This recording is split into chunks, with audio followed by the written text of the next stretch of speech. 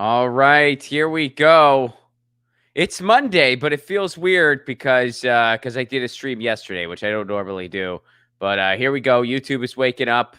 You guys know me. I have to see it. I wait for everybody to log in. You get it. You get it. There's YouTube. Where's Rockfin? Rockfin, where are you? There you are. Rockfin's, yeah. We're live. Happy Monday. Hope it's going great. This is our second show for the week already, and it's only Monday, right? What's up, everybody? Good afternoon to all my East Coasters. Good morning to all my fellow West Coasters. It feels earlier than it actually is at the moment. It's 11, but on the West Coast. But I feel like, I don't know why, I feel like it's like 9 or something. Hey, it's just me. I don't know. And of course, good evening if you're in an evening time zone, wherever that may be. And to everyone in the future, Australia, New Zealand, your extra half day of science. How's it going? I hope wonderful. Also, shout out to our friends over at Indie Left who help make this show possible. Indie Left is the only place to find all the content creators and streamers you know and love. They update a list twice a day, and they just kind of curate all the news that's going on for you. You just go there, you get it all. To find out everything they got going on and to subscribe to their Discord community, check them out at independentleft.media. That's independentleft.media. So, got an interesting episode today that I'm really excited about. We're going to be talking a little bit about Hollywood and some of the Hollywood propaganda that's going on. And to get me through this, I have two members of the organization Jewish Voices for Peace. I have an actor and an activist. Please welcome to the show, Rick Chertoff and Dave Clennon. What's up, Rick and Dave? Glad to be here. Hi. Good to meet both of you. So let's start basic. What is Jewish Voices for Peace? What is that organization? Jewish Voice for Peace has been around quite a decades. Started up in the Bay Area and pretty much was there for, 15 or so years, and then it burst out. And as the, let's say, weird contradictions between American thinking, American foreign policy, and Israeli, what became more and more clearly Israeli oppression of a whole people, started getting more and more eyes on it due to electrons traveling faster and media. It's suddenly spread out. Now there are 70 plus chapters. That means Jewish Voice for Peace is in 70 plus cities around the United States and has similar outfits in UK, Canada, etc. And basically what it's about is trying to live up to what American Jewish values are, namely equality, treating people right, very basic, to all kinds of religions, not just Judaism. But we noticed that's not what Israel is about. And unfortunately, it's going to take resistance and standing up and telling the truth to turn that around, because we're subsidizing them to the extent of $1 million a day and a lot of weaponry and hurting a lot of people. So we stand up against that in a lot of different creative ways. I guess that's a capsule of it. Dave, do you have anything? Yeah, I first got involved with Jewish Voice for Peace. I first heard of them. They came onto my radar in 2014 during one of the earlier massacres in Gaza by the Israeli Air Force and the Israeli Army. And Jewish Voice for Peace did a beautiful YouTube reach out to the people of Palestine, to the people of the United States, look at these faces, listen to these names.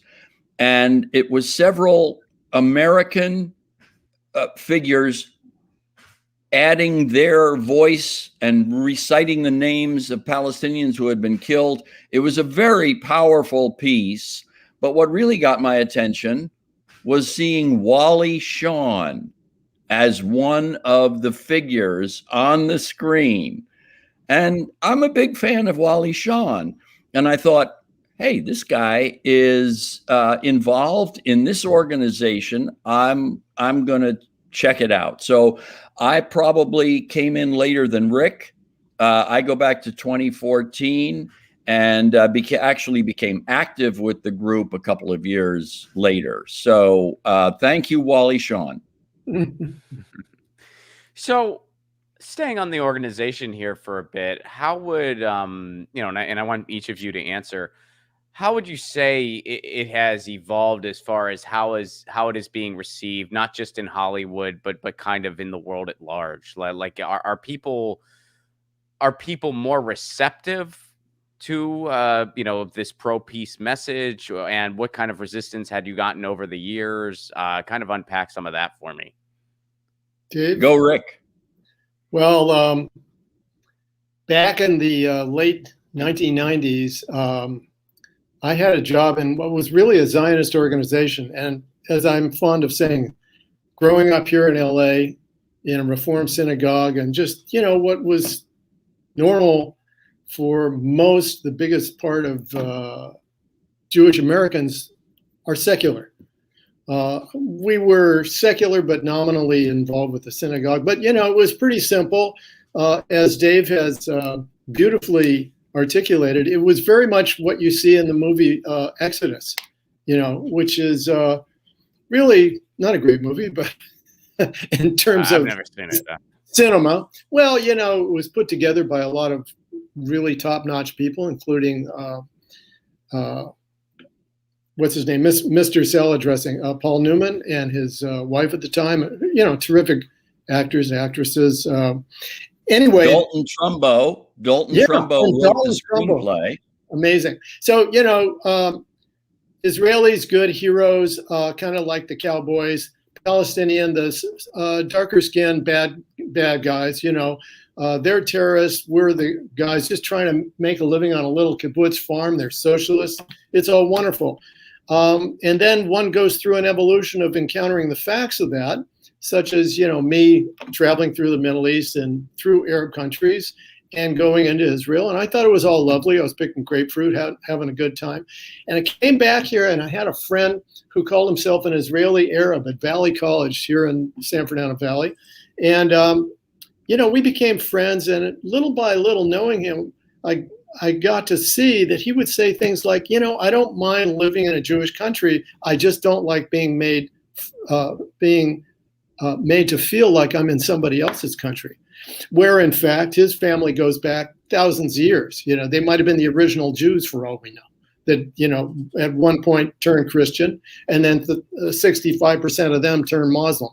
That's another conversation, but that's very likely actually. But the point is, you started seeing an apartheid situation. Now, we didn't have that word for it, but you asked, how is this information being received? Well, I lost my job. That's how it was received by a Jewish organization that I was executive director of, Jewish Labor Committee here in Los Angeles, part of the Jewish Federations. So I thought I had my badge on right, and I thought it was walking the walk, and I just questioned the occupation a little bit, and the sidewalk opened up, and I disappeared. I was selling cars. When did that happen? When did you 1999. Wow. 1999. So yeah. So walk me through that a little bit. Like, was it you started being vocal with this organization and you started speaking out against the apartheid, and then one day they just brought you in the office and said, hey, you got to go? And what did they tell you? It was actually so much less than that. It was actually a non-official, casual conversation I had with somebody at a dinner before an official thing. And she happened to be a settler. And this is in 99. It was not a hot issue at the time. And she was complaining about these violent Palestinians, they're causing all kinds of problems. And I said, well, let me ask you this. Do you think if you put a bunch of people, whether it's 100, 1,000, or 1,000,000 people in a box, and you keep them in that box and don't let them out, that sooner or later they might get angry? They might get angry. It's possible, that could happen. And she looked at me and like, you're making excuses for them. I said, well, I'm trying to understand. The point is, I never came out, as it were. I never said anything provocative beyond that. And suddenly I started getting the McCarthy third degree big time. Where were you this time? And what did you say? We heard you were saying bad things about Israel. I was like, huh? So that was my wake up call. And I have a close family member, I won't say exactly who is grew up with me here in Sherman Oaks, California, in the land of the free, and went over there back in the 1970s and has lived there his whole life. So I do have that point of view as well. I understand their fears. However, they're not justified by the facts. They're the ones holding the nuclear weapons. They're the ones getting billions of dollars every year in armaments.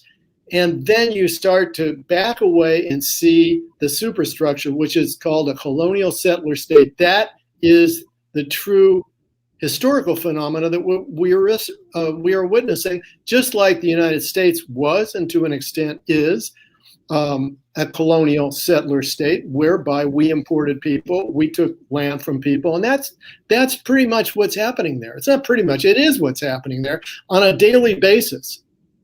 So when the media starts catching up with what's really going on, and you see Palestinian kids being killed by Israeli F-16s that we donate, some bells start going off.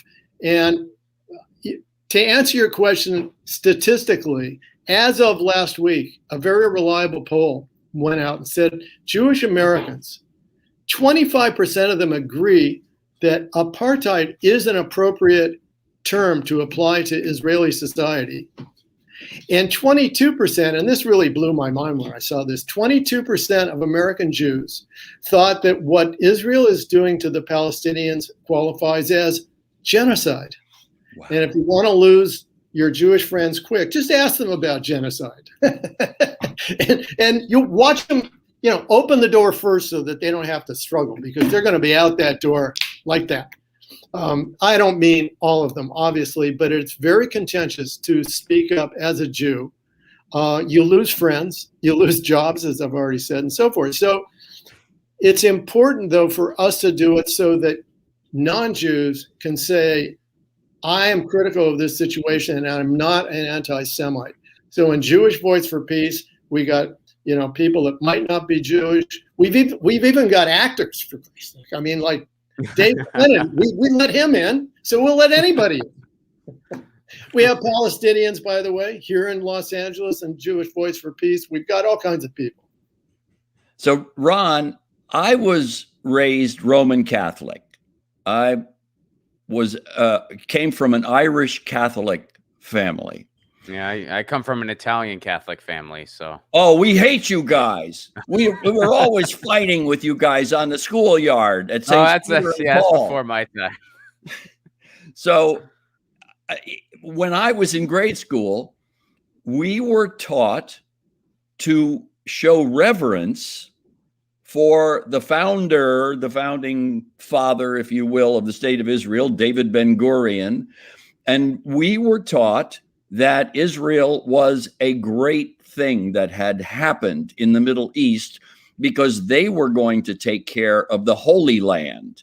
And we Christians didn't want Arabs taking care of the Holy Land. We didn't want Muslims taking care of the Holy Land. So if it had to be somebody, let it be David Ben-Gurion and the new state of Israel. That was my upbringing.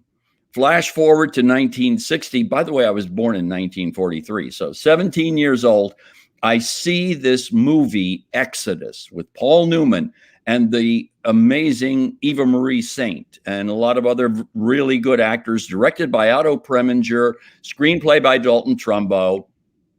And that movie set in my mind for the next 20 years that Israel was this sacred response to the Nazi Holocaust. And it had to be respected because the people who survived the Nazi Holocaust needed a place to live. And there was this virtually empty land populated by a handful of savage, backward Arabs, and the refugees, the white European refugees from the Holocaust, had to be allowed to establish that state.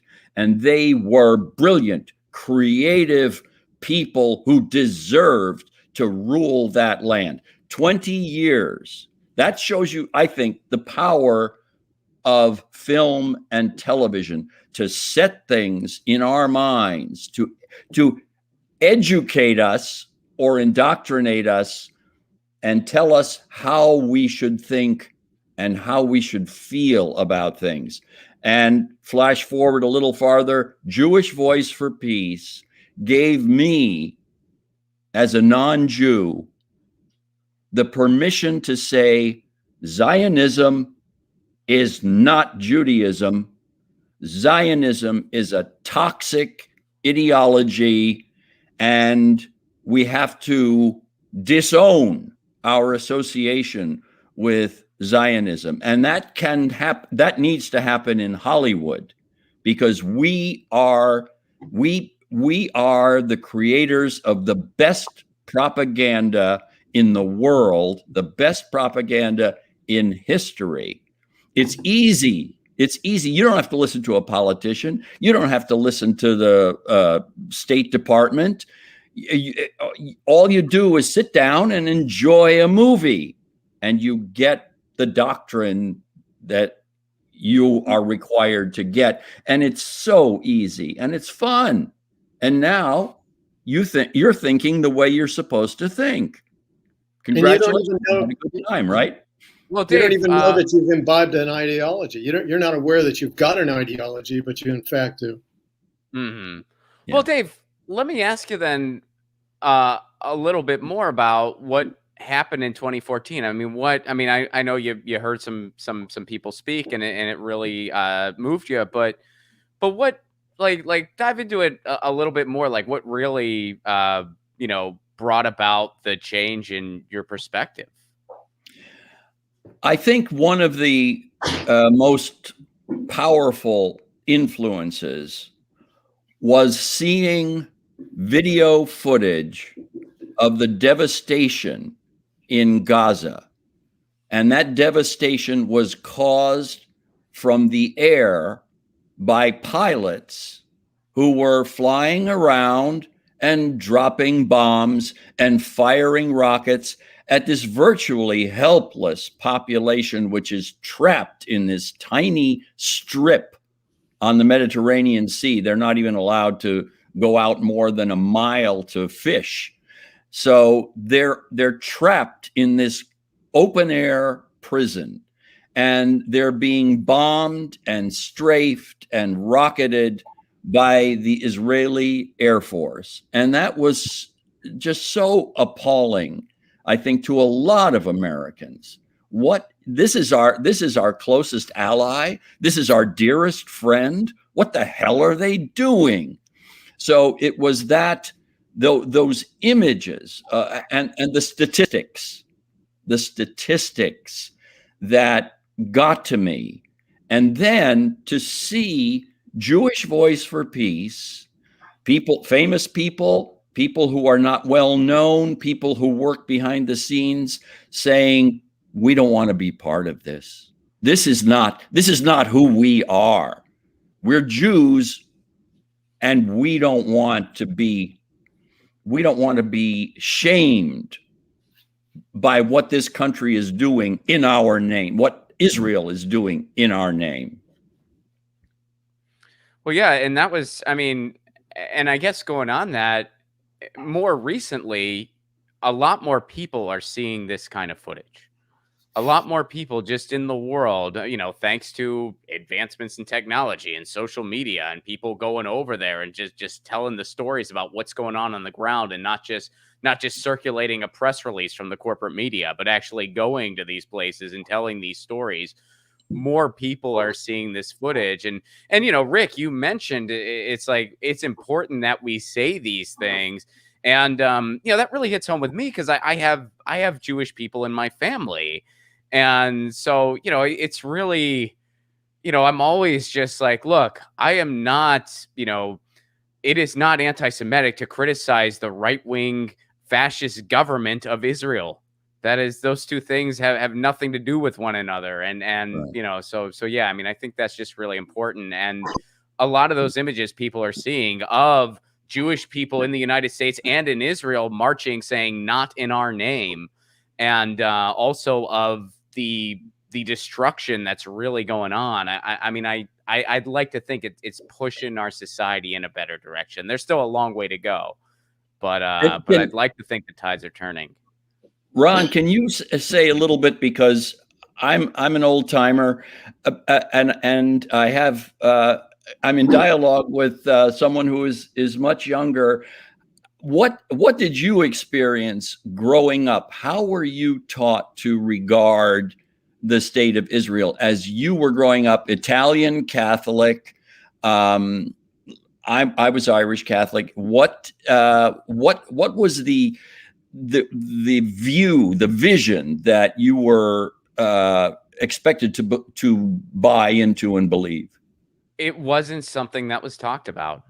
That's the honest. And I went to, I don't know about you, Dave, but I went to, in total, 14 years of Catholic schooling. I went to Catholic school K through 8. I went to a Catholic high school. And then later I actually did my master's degree at a Catholic university, which, I mean, didn't really come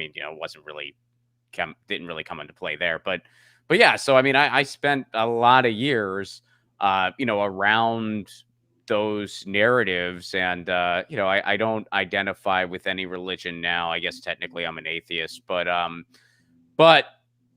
yeah, that was something that was never mentioned. That was never talked about. That was never, right. I mean, I think senior year of high school, we did a class on world religions, like different religions in the world.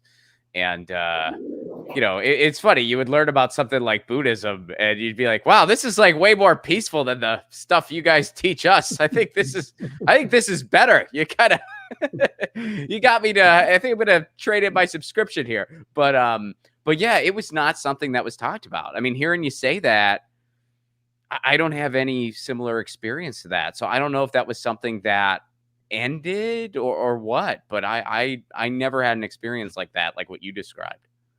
Well, I think that a lot of Americans, non-Jewish Americans, began in the late 40s and the 50s, and especially in the 60s and 70s, began to feel a deep, profound sense of guilt for what happened in the Holocaust, and began to ask, what could we have done to stop it, or at least to mitigate it? So guilt was a huge factor. And you see that in the film Exodus. As a viewer, as a non-Jewish viewer, you feel like, what did we do to these people? What did we allow to happen to these people? What a shame. Let's give them this other country so that they can take it over and live in peace and creativity in that other country. So, and as a Irish Catholic, I don't know about Italian Catholic, but as an Irish Catholic, guilt was uppermost in my consciousness. I mean, you were guilty first, then you were something else after that. Yes, there was definitely that. Yeah, there was definitely that. There was a lot of guilt flying around every day for like 45 minutes or so, or however long religion class was, where they're just like, yes, it's terrible. Do you have natural urges that comes with being human? That's wrong. You are in. Good time. Ron, if I may, on the Catholic part of this,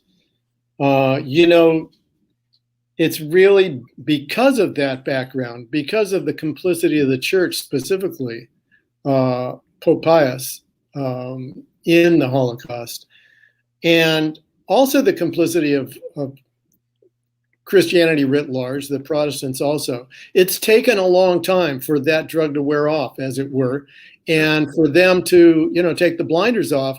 But I must tell you that the mainline Protestant churches, Presbyterian, Methodist, all those mainline churches, as opposed to, the evangelicals, there's a real split on this issue, amongst other things, that they have been moving faster in the direction of supporting Palestinians and calling out Israel for what it really is and what it's really doing than anybody else in the country. Just 2 weeks ago, the United Church of Christ came out with a statement calling out Israeli apartheid. It was a very brave thing to do in face of all of that amassed guilt. Now, what are they? Is United Church of Christ, is that? They used to be called Congregational. So is that Unitarian? Is that no. It's not. Okay. It's more mainstream than that. I mean, I think the biggest number of U.S. presidents came out of the Congregationals. They have turned into the United Church of Christ. And as a matter of fact, in our working committee here in Los Angeles of Jewish Voice for Peace, we have a UCCI, that's their acronym, United Church of Christ pastor, who she's been a part of our group for 10 years or something like that. And so the shift is on, because even the Pope, and now I'm going back, might be 2, might be 3 years, the last time the Pope was in the Holy Land, he went to Bethlehem, of course, which is part of the occupied territories. And even though they're Christian, they get treated as the same, N-word treatment that all Palestinians get. Their beautiful place called Bethlehem has an apartheid wall around it, right through the city. So he was coming out on Pope Mobile 3 or whatever he was transporting on, and he was coming out and he stopped the motorcade, still in the occupied territories, right next to the wall, got out of his Pope Mobile, went over to the wall and put his hand up on the wall and just prayed. That shook the Zionist structure, to the foundations, because they haven't been very vocal about it. They're still not very vocal, but many of the Protestant mainline churches have been. And so there's a lot of hope there, and they're getting over that guilt trip. And I think everybody, that sees Palestinian children, like Dave was saying, getting killed by American weaponry, it's enough to wake you up like coffee. I mean, you start thinking about, what are we doing? And it's really, really horrible. It's horrible. I mean, Dave was talking about statistics. I'll tell you one statistic you won't see anywhere else, because I happen to research this myself. The Gaza Strip we were talking about, it's 147 square miles, which is about 2/3 the size of the San Fernando Valley. So in 2014, with the Israeli assault, in 51 days of an Israeli assault, digress to explain, I'm sure you're familiar with the Hiroshima bomb. That was 5 kilotons. A kiloton is 1,000 pounds of explosives. Okay? Is it 1,000 or 10,000? The 5 kiloton bomb. Well, in those 51 days, the Israeli Air Force dropped 20,000 tons of explosives on that little 147 square mile area, wow, killing about 2,400 people, including 500 children. And yet, there was not a huge outcry to the extent that there was 2-3 months ago with the last Israeli massacre on Gaza, which only, this is a funny thing to say, only about 65 Palestinian children were killed. There were also 2 Israeli Jewish children killed by missiles from Hamas. That's we could get into that, but the point being, it was a massacre, A. B, people did see it. C, that apartment building coming down made, I think, a huge emotional impact on people, because it was not a military target. And the point being that there is a wake-up going on that nobody quite expected. Yeah. So long way around the block, but that's what's going on. Ron, we're getting into some great background here, but I want, before your show concludes, I just want to say that Hollywood is implicated. Netflix ran an Israeli series called Fauda, which was very entertaining, gripping, absorbing entertainment, racist to the core. pro-occupation, pro-apartheid to the core. Great entertainment. And now Netflix is following up with a co-production, US and Israeli collaborators working together on a show called Hit and Run. Mm-hmm. And maybe the reason I'm on your show right now is that I wrote an article for Counterpunch exposing the narrative line and giving a whole bunch of spoilers in order to reduce the suspense factor of that show and maybe make some people think, hey, now that I know what's going on underneath the surface, there won't be any surprises. Maybe I don't need to watch that show. Now, So were you asked to audition for it? Yes, I was. Okay, so Yes. well, tell me that story. Like, what kind of happened there? Like, did you know what it was when they asked you to audition, and then you saw the script and you said, "Oh, I'm not okay with this," or what exactly happened there? Well, I got an appointment script and I got about 12 or 15 pages of dialogue for my audition. And I told my agents that I would look at the material, I would prepare a self-tape, they call it. I would make an iPhone recording of my audition and send it to them, and they would send it to the producers. And I noticed at the bottom of the appointment sheet, it gave the date when they start filming, and it said New York and Tel Aviv. And I started looking and I found the real name of the show was Hit and Run. It was fobbed off as Sycamore for reasons I don't really understand, but they were keeping it a secret. And when I saw that it was being produced in Israel and New York, the alarm bells started sounding in my head. Because I had seen Fauda, not the whole thing, but I had seen it and I had read everything I could find about it, like in the Jewish Journal. And I decided that I did not want to be a part of that. But I did some research. I looked at the pages of the script that I had very carefully, and I got a sense of the plot of this 9-episode series. I said, no, I'm not going to do it. I wrote an article that was published, I'm grateful, in Truth Out. And the story was picked up by the Jerusalem Post, the Los Angeles Jewish Journal, Hollywood Reporter, the English Daily Mail. It was picked up by a bunch of mostly mainstream news media and the Hollywood trade papers, Deadline and Hollywood Reporter. So it created a bit of a stir. Here we are now. Well, how did they tell that story?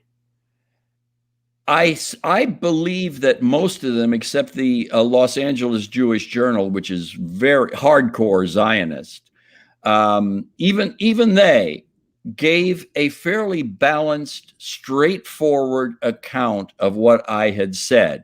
But you don't want to see what the trolls put in the postings, the comments section after that. It was pretty. I can only imagine. Pretty gross stuff, and I'm sure you've seen that too. I'm sure people online, even here on YouTube, people are probably cursing you out, and so that's what they did. And now I have people that have been hate watching my show for years, and I appreciate everybody, even the people hate watching it, and I hope you never find something more productive to do with your lives. But no, I can only imagine. I can only imagine like what you got for that. Well, so how has that affected you just as an actor? Since 2014 and in particular since this, like, were your agents not happy with you? What's been going on since then for you? Well, my agents have not scolded me. They have not dropped me. They may not agree with my politics, but they still represent me. And I give them a lot of credit for that, because I'm sure that many agencies in Hollywood would be tempted to say, this guy is bad news. The good news is that I still get auditions, not as frequently as I would like, but I get my fair share of auditions. And we will never know, I don't think, what goes on behind the scenes when the producers look at my tape and say, what are they thinking? What are they saying when they watch my tape in the privacy of their offices? Are they saying, let's blackball this guy, let's punish him? Or are they indifferent? Do they just say, well, he's right for the part, and he's a pretty decent actor, so let's give it to him? The fact is, I don't work very much at all, and what that might have to do with my politics, I don't know. We know that Rick actually lost his job with the Los Angeles Jewish Federation. But at least they were upfront. I don't think they lied to you, Rick, did they? Or they just silently stopped sending your paychecks, right? They were not upfront, but that doesn't matter really. I mean, if there's freedom of speech, it's either is or ain't. Either you can say, your political position about something, or you can't. And when you can't, you realize that democracy is not in play. You might as well be, it's like when I visited Syria as an unknowing 18-year-old in 1963. I was hitchhiking because my Eurail pass ran out in Austria. So I figured, okay, I'll hitchhike down Italy, ended up, Turkey and through Syria. And I'll never forget, on the streets in Damascus, I was so naive, I had an American flag on my pack. So I did attract quite a bit of attention. And this guy came up to me like, you American? Yeah. Oh, wow, can I speak to you? And he kept looking around like that. He took me off into a side street. The whole time he was talking to me, he kept looking behind him, and it finally dawned on me, like, that's what it's like. We don't want to live in that kind of society, and we're all committed to fighting against that kind of society. And this is an area where censorship is coming down hard on a lot of people on this issue. The Israeli government is actively promoting and has passed laws in this 38 states against BDS, boycott, divestment, and sanctions on behalf of the Palestinian people. So the long reach of a totalitarian influence here is present. It's an issue. That free speech. And if a film company were to hire me after this event, if a film company were to hire me, and everyone knows that I am pro boycott, divestment, and sanctions, that company could be banned from doing business with the state of California because they hired a pro BDS actor to work in their production.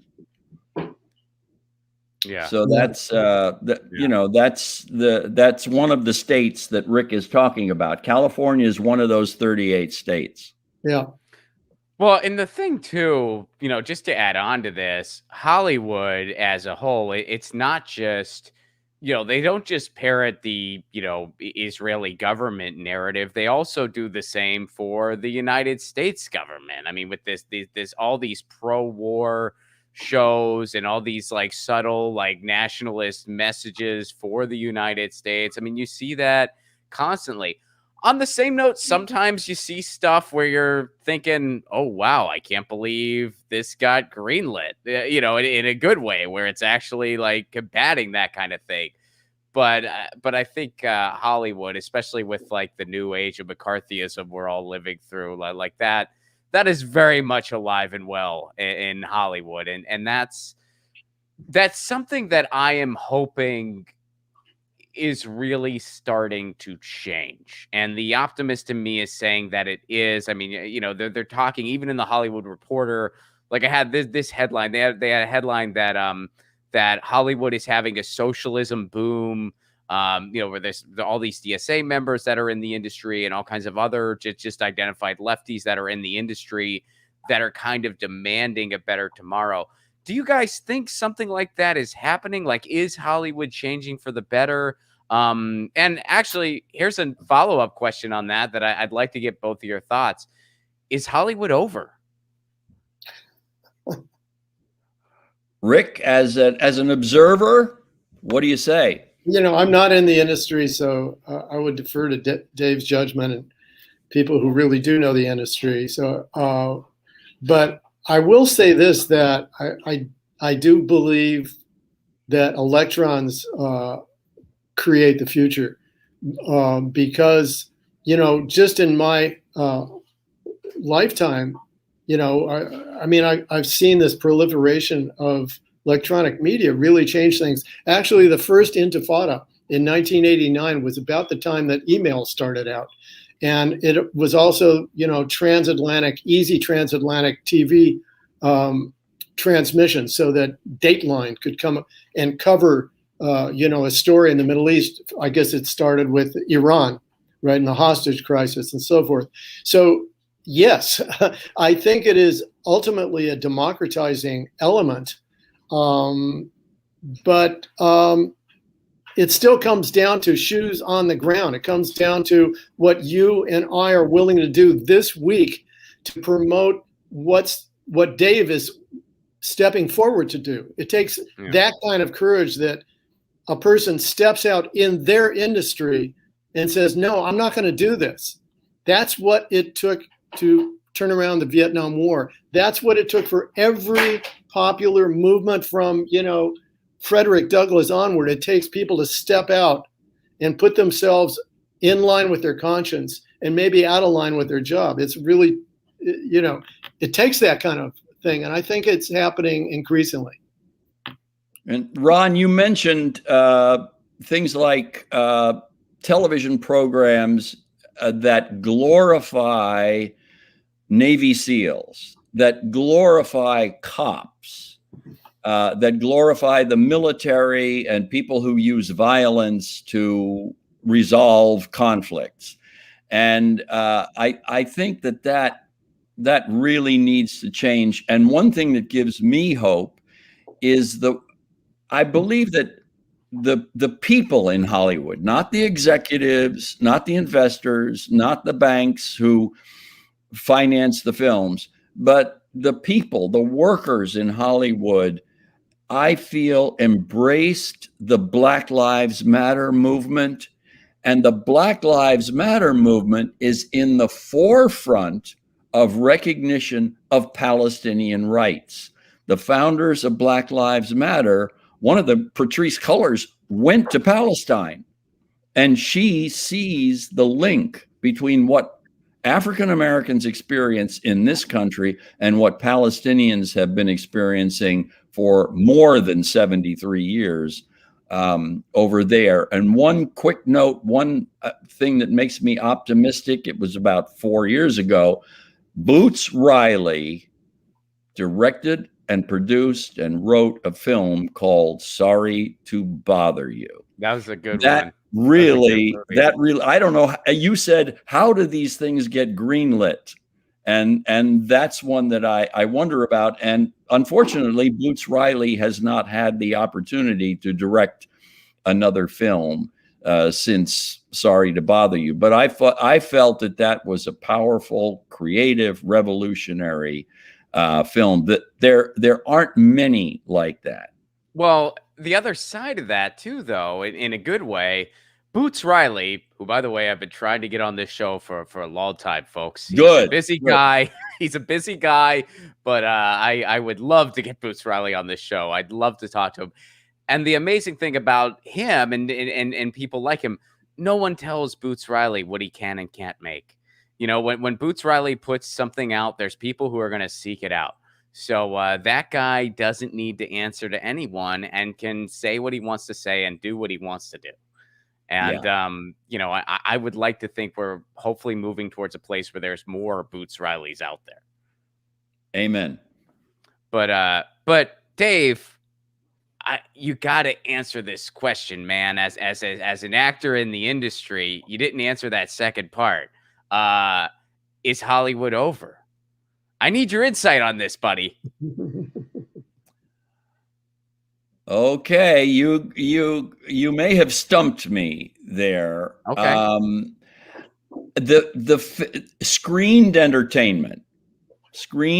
entertainment, movies in theaters, and films and television shows that you see at home, I think that's going to go on forever. It's morphing to a point where somebody with an iPhone can create television.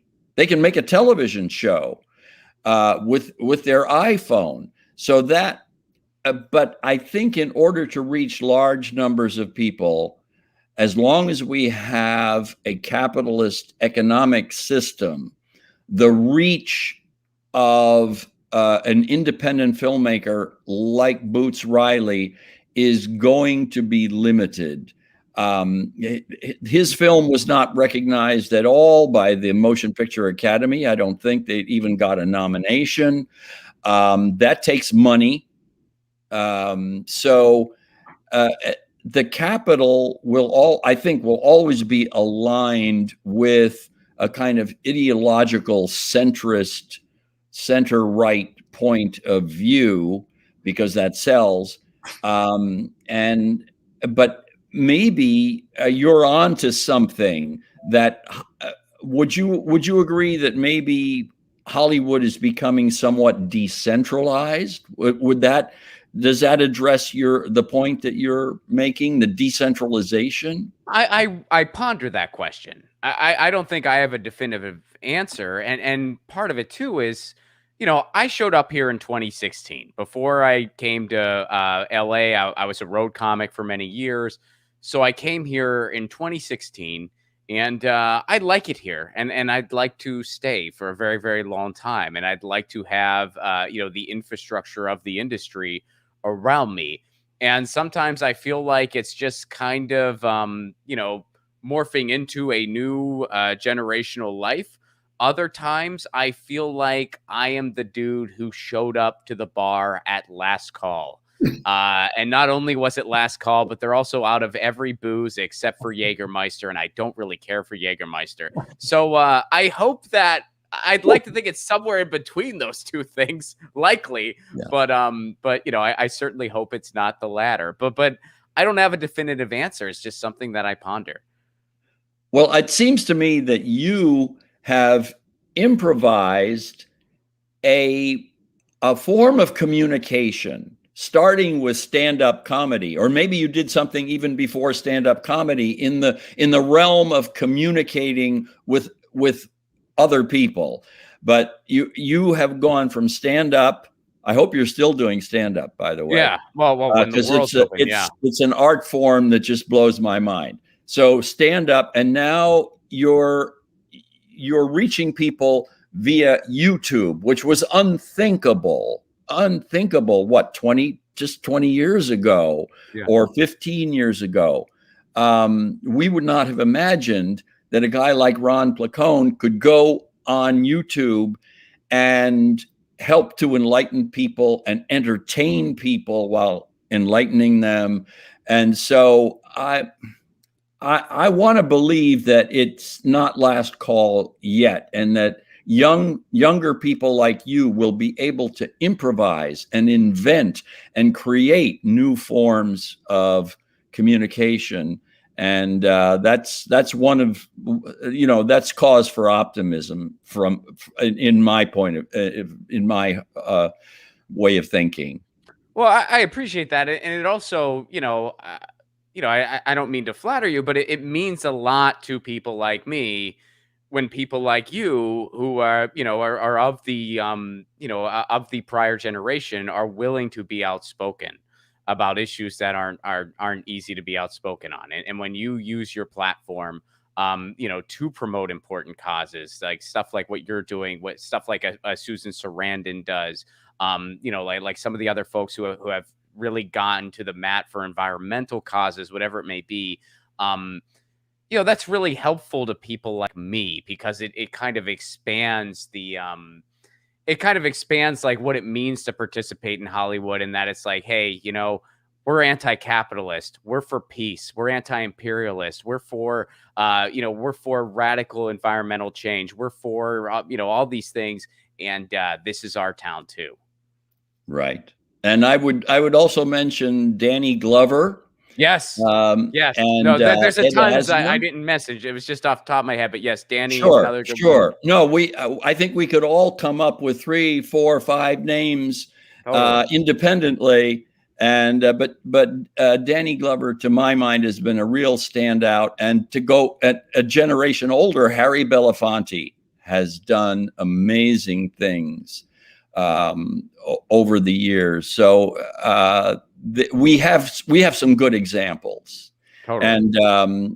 And so when I see a show like Netflix Hit and Run, I take some courage and some inspiration for other people to say, hey, this show is normalizing apartheid.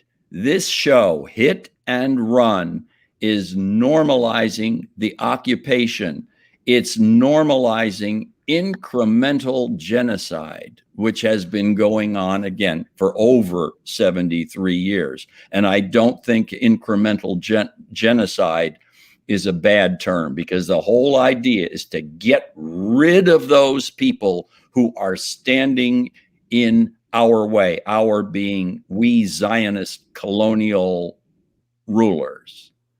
Mm-hmm. Yeah, actually, that term was coined by the preeminent Israeli historian who was basically chased out of the country for telling the truth, Ilan Pappé, who's if anybody wants to read on this thing, The Ethnic Cleansing of Palestine is the first of now many of the books that he's written that details what happened in 1948. But he coined that term, incremental genocide. And so you're absolutely right, Dave. I mean, that is what's going on. They are ethnically cleansing people from their homes as we speak, right here today. And a show like Fauda reinforces the idea that that's okay. Mm-hmm. That's normal, and it should be normal. This is what we superior white Europeans have to do when we move into a tiny land in the Middle East. This is what we have to do. That's what Fauda does. Shame on Netflix. And that's what Hit and Run does, even if it doesn't have the same ideology. The fact that U.S. and Israeli companies are working together tells us that everything is really basically okay. And they normalize crimes against humanity. So that's why I'm shouting as loudly as I can that people should think when they tune in to Hit and Run or Fauda, they should think what is going on on that screen that is affecting them emotionally, artistically, visually. What's happening to them? And as Rick said, we have these courageous examples of Israelis who are speaking out. Amira Haas, reporter for Haaretz newspaper. Gidon Levy, he's taken his life in his hands over and over and over again.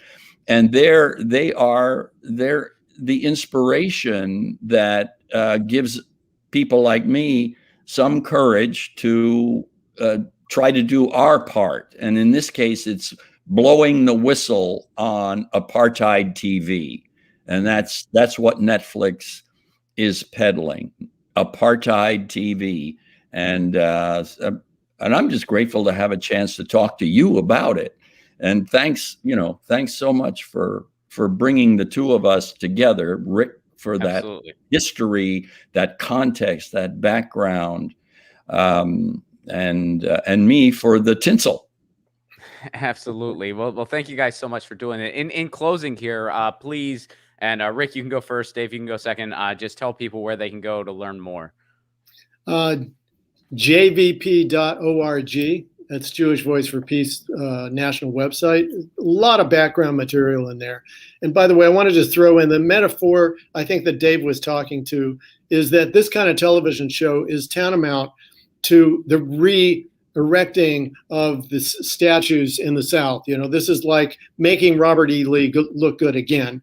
So it's really important that people get hip on what this kind of propaganda is and what it does and what it ends up doing in terms of immiserating millions and millions of people at the point of a gun. That's really where it stops, right there. And so, you, the viewer, have a responsibility and an opportunity to stand up against that the way Dave's standing up against it. So, yeah, that would be jvp.org. I would also look at Mondoweiss as a daily news source. That's MONDOWEISS.com, I believe, Mondoweiss, which is a Jewish American website with a digest of news every day from Palestine, Israel. Thank you for that. And Dave, where can people find your article? Please go to the online site Counterpunch. One word, Counterpunch. I love that. I just love that name that they have chosen. It's a great name. And the article that I wrote, they published, is called "For Justice in Palestine, Boycott Netflix's Apartheid TV, Hit and Run." But I think if you just type in "For Justice in Palestine," it'll come my up, name, Dave Clennon, you'll see it. And that I think that you will find some educational value in that. You'll find these juicy spoilers, and you may think, well, now I know what's going to happen. Maybe I don't need to watch this, or I know what's going to happen, so I'm going to watch very carefully to see what the undercurrents are. What's the subtext? I'll be more alert. That's the other interest, and I thank you guys for being so generous with your time. I'm sorry to keep babbling on here, but that's the interesting thing. When you're watching a propaganda piece, and that, and you're watching it through that critical lens, that is an incredible teaching tool. Yes, that's why people still watch Reefer Madness in classrooms. Yes. They're watching it to learn about this is what propaganda, and that's of course is such an absurd example because all these years later, we realize just how completely or at least most people do realize how completely bogus that is and how absurd these connections they're making were. But it's a teaching piece where it's like, well, this is propaganda. They make these absurd connections and try to pass it off as real information, and they can do this through narrative. And that's the power of film that we started talking about. So if somebody were to watch this series, and full disclaimer, I have not seen this series, but if somebody were to watch Hit and Run through that lens, that's an incredible learning tool. And Absolutely. Then it's like, I mean, yeah, you are still giving them the views. That's true. But it's opening somebody's eyes at the same time. Yeah, if you give them your eyeballs, at least hang on to your brain. Sure. There you go. It's short. Well, thank you guys so much. Thank you, Rick. Thank you, Dave. It was wonderful talking to you guys, and I'm so glad we got to highlight this on the show. This was a really fun episode for me. So thank you guys so much. Thank you for what you do. Thank you. Thank you, Ron. Cheers. All right. That was really cool, huh? And again, those websites, jvp.org. And if you go to Counterpunch, you can find Dave Clennon's article. Just type in "For Justice in Palestine." The actual title is longer than that, but if you type that in, it'll pop up and you can read the whole thing. Let me go to the chat here before we sign off for the day. Tepid, thank you so much for the peace sign in the microphone. I like that. that goes into what we try to do here on Get Your News On with Ron. Peace in a microphone. You know it. Thank you very much for that, Tepid. David, great show and guests, Ron. Thank you so much for that. Yeah, really cool conversation, huh? I'm really glad we got to highlight this on the show. This was shout out to my friend Tanya, who connected me to Dave and Rick. So shout out to her for doing that. I appreciate her doing that very much. Ray, what's up, buddy? I hope you're well. Abby Martin has done some good reporting. Yes, she has. And shout out to both Abby and Mike Preisner, her SIGO, who she works with. And yeah, I think they just had a youngin recently. They have a new addition to their family. So shout out to both of them. They do amazing work, especially on Israel-Palestine. Ray, what's up, buddy? I belong to Code Pink and the People's Party, but right here in Chicago, we have a living saint by the name of Kathy Kelly. Thank you for that, Ray. I'm not familiar with who that is, but thank you for the information there. And I hope you're well, man. I know we've met in person a couple times at a couple different shows. I hope you're well, and I hope to see you when we'll be in Chicago, which I'll be doing the tour date rundown here in just a minute, folks. And I got one more here. Angela, what's up? We need more Jews and Jewish organizations to join the fight for reparations here at home. Thank you for your thoughts, Angela. Thank you very much for that. And everybody, thank you so much for tuning in. Folks, tour dates. I got them. You knew it was coming. Go to robplaco.com. Don't wait. Grab your tickets now. Where are we going? We start tour in September, and we're going to San Francisco, Sacramento, Los Angeles. We'll be home here in LA, Tucson, Tempe, Detroit, Cleveland, Pittsburgh, Philly, New York City, Washington, D.C., Asheville, North Carolina, Jacksonville, Gainesville, Orlando, Miami, Tampa, Nashville, Louisville, Indianapolis, Chicago, Minneapolis, Madison. Don't wait. Don't wait. Get your tickets now at romplacone.com. Guys, thank you so much for being here. Thank you so much, Tippett, David, Ray, and Angela for your Super Chat contributions. You help keep this show on the air. Thank you so much for that. And you guys know the drill. In the meantime, Lucy, she's asleep on her cat tree. She's sleeping peacefully on her cat tree. And Lucy, she says meow. And I say peace. I say peace. I say love, and I say a general strike. And Lucy says meow 3 times for all those things. We'll see you guys next time. Peace.